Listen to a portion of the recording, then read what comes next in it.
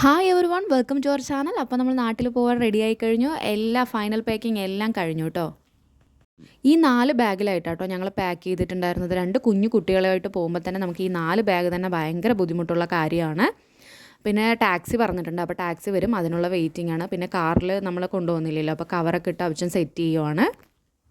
ട്രെയിനിൻ്റെ കാര്യം ഒന്നും പറയാതിരിക്കുന്നത് നല്ലത്. കാരണം ട്രെയിൻ ഫുൾ ലേറ്റാണ്. ഞങ്ങൾ ആക്ച്വലി ശനിയാഴ്ച രാത്രി 11 മണിക്ക് ഇറങ്ങേണ്ടതായിരുന്നു. അതായത് ഏർലി മോർണിംഗ് 1:30 ആയിരുന്നു ട്രെയിന്. പക്ഷേ ട്രെയിൻ ഭയങ്കര ലേറ്റാണ്. ഇത് സൺഡേ എടുക്കുന്ന വീഡിയോ ആണ്. നിങ്ങൾ കാണുമ്പോൾ തിങ്കളാഴ്ചയായിരിക്കും. അതിപ്പോൾ ട്രെയിൻ ലേറ്റായിട്ട് ഞായറാഴ്ച 10 മണി കാണിക്കുന്നുണ്ട്, 11 മണിയൊക്കെ കാണിക്കുന്നുണ്ട്. പക്ഷേ ശരിക്കും ട്രെയിൻ വന്നത് 11 മണിക്കാണ്. അപ്പം നമ്മൾ ടാക്സി വന്ന് റെയിൽവേ സ്റ്റേഷനിലേക്ക് പോകുന്ന വഴിയാണ്. കണ്ണനും അമ്പാടിയും ഒരു പ്രോബ്ലം ഉണ്ടായിരുന്നില്ല. അവർ നന്നായിട്ട് അഡ്ജസ്റ്റ് ചെയ്തു. പക്ഷേ ഒരു 14 മണിക്കൂറൊക്കെ എടുത്തു. ശരിക്കും നമുക്ക് 12 മണിക്കൂറൊക്കെ മതി. ട്രെയിൻ ഒരുപാട് ലേറ്റ് ആയതുകൊണ്ടും പല പ്ലാറ്റ്ഫോംസിലും നിർത്തിയിട്ട് 14 മണിക്കൂർ 14.5 മണിക്കൂറൊക്കെ എടുത്തിട്ടാണ് പാലക്കാട് ജംഗ്ഷനിൽ ട്രെയിൻ എത്തിയിട്ടുണ്ടായിരുന്നത്. രാവിലെ ഇവർക്ക് കൊടുക്കാനുള്ള പാല് മാത്രം, കണ്ണനും അമ്പാടിക്കും പാല് മാത്രം കൊടുത്തിട്ടാണ് നമ്മൾ സ്റ്റേഷനിൽ പോയത്. പിന്നെ ബ്രേക്ക്ഫാസ്റ്റ്, ലഞ്ച്, ഡിന്നർ എല്ലാം നമ്മൾ പുറത്തുനിന്ന് തന്നെയായിരുന്നു. ഇനി ബ്രേക്ക്ഫാസ്റ്റ് എന്തെങ്കിലും ഞാൻ 8 മണിക്കാണ് നമ്മൾ വീട്ടിൽ നിന്ന് ഇറങ്ങിയത്. ബ്രേക്ക്ഫാസ്റ്റ് എന്തെങ്കിലും എടുക്കാൻ ഇതായാൽ പിന്നെ വീണ്ടും പാത്രം കഴുകലും അതൊക്കെ ഒതുക്കി വയ്ക്കലും ഭയങ്കര പണിയായിരിക്കും. അതുകൊണ്ട് തന്നെ ബ്രേക്ക്ഫാസ്റ്റ് പുറത്തുനിന്ന് കഴിക്കാൻ തീരുമാനിച്ചു. അപ്പോൾ നമ്മളൊരു ഹോട്ടലിൽ കയറി ഇഡ്ഡലിയാണ് കഴിച്ചത്. ഒട്ടും ഇഷ്ടമായില്ല. അത് കഴിച്ചിട്ട് കുഞ്ഞുങ്ങൾക്കും ശരിയായില്ല, എനിക്കും അങ്ങനെ ഒട്ടും ശരിയായില്ല. പിന്നെ ഞാൻ 2 ഉഴുന്നുവട വാങ്ങിച്ചിട്ട് കഴിച്ചിട്ടുണ്ടായിരുന്നു. ആക്ച്വലി നമ്മൾ താമസിക്കുന്നിടത്തുനിന്ന് റെയിൽവേ സ്റ്റേഷനിലേക്ക് വരാൻ ഒരു 40-45 മിനിറ്റ് മതി. നമ്മൾ 8 മണിക്ക് ഇറങ്ങിയത് കൊണ്ട് തന്നെ 9 മണിക്ക് മുമ്പ് അവിടെ എത്തി. പിന്നെ ബ്രേക്ക്ഫാസ്റ്റ് ഒക്കെ കഴിഞ്ഞിട്ട് വീണ്ടും സമയമുണ്ട്.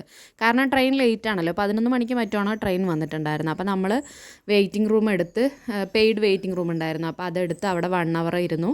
അവിടെ ഇരുന്നപ്പോൾ കുറച്ച് കണ്ണനാകുമ്പോഴേക്ക് അലമ്പായിരുന്നു. എന്നാലും ഇങ്ങനെ അഡ്ജസ്റ്റ് ചെയ്ത് ആ 1 അവർ കഴിഞ്ഞു. ഒരു ഹാഫ് ആൻ അവർ ബിഫോർ തന്നെ നമ്മൾ അതിനകത്തുനിന്ന് ഇറങ്ങി.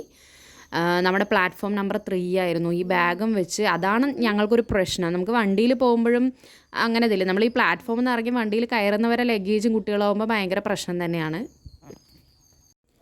പിന്നെ ട്രെയിൻ വന്നു. ട്രെയിനകത്ത് കയറി നമ്മളിവർ 2 പേർക്കും പാല് കൊടുത്ത് അവർ ഉറങ്ങി കേട്ടോ. കണ്ണൻ കുറച്ച് സമയം എടുത്ത് ഉറങ്ങാം, അമ്പാടി ഉറങ്ങി. പിന്നെ അങ്ങനെ സെറ്റായിരുന്നു. പിന്നെ നമ്മൾ അങ്ങനെ പോയി. ഞങ്ങൾ കയറിയതിന് ശേഷം പ്ലാറ്റ്ഫോമിൽ മഴയുണ്ടായിരുന്നു കേട്ടോ. അപ്പോൾ ഞാനും അവിച്ചനും അതിനെക്കുറിച്ച് ഡിസ്കസ് ചെയ്യുമായിരുന്നു. പിന്നെ നമുക്ക് ആവശ്യമുള്ള ബെഡ്ഷീറ്റൊക്കെ നമ്മൾ കയറിയതും വന്നു കഴിഞ്ഞു. അങ്ങനെ നമ്മൾ ട്രെയിനിൽ കയറി യാത്ര തുടങ്ങി. അങ്ങനെ നമ്മൾ വീടെത്തുന്നത് 1:30ക്കാണ് വീടെത്തിയത്. സ്റ്റേഷൻ ഞങ്ങൾ പാലക്കാട് ജംഗ്ഷനിൽ ഇറങ്ങിയത്. അവിടെ നിന്ന് ഇങ്ങോട്ട് ഒരു 40-45 മിനിറ്റ് ഉണ്ട് വീട്ടിലേക്ക്. അപ്പോൾ നമ്മൾ വീടെത്തുമ്പോൾ 1:30 ഇവിടെ വന്ന് പിന്നെ വരുമ്പോൾ ഓട്ടോയിലായിരുന്നു വന്നിട്ടുണ്ടായിരുന്നത്.